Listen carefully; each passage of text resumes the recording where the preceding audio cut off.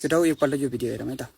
ठिक छ यार, ठिक छ। तिम्रो के छ? खाना त खाएँ नि यार, तीन थाल खाएको मासु थियो, 3 चोटि थपेर खाएको मैले त। तर यो वर्ल्ड कप 3 वर्षमा हुनुपर्ने कि है, ठ्याक्कै 3 वर्षमा भयो भने चाहिँ मजा आउँछ। कस्तो राम्रो भ्यू छ है। ठ्याक्कै 3जना पारी चाहिँ मेरो मामा घर छ कि, मामा पनि 3टा हुनुहुन्छ, अनि जहिले पनि टिका लाएर दक्षिणा चाहिँ 300 दिनुहुन्छ। 3 वर्ष पनि नगएको कि, 3 महिनापछि जानी सोधेको चाहिँ।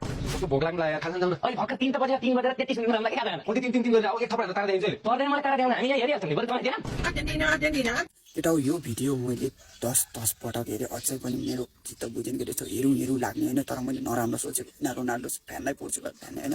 तर एकदम दामी छ कि यो भिडियो, एकदम रमाइलो छ केटा होइन। म त कम यति हाँसेँ 10 चोटि हेरेँ चाहिँ त्यतिचोटि नै हाँसेँ कि। तर यति साह्रो चाहिँ म हेर्दो गर्दिनँ होइन। पोर्चुगललाई म सबैलाई रेस्पेक्ट गर्छु, तै पनि भिडियो रमाइलो गरेको मैले पनि हेरेर होइन।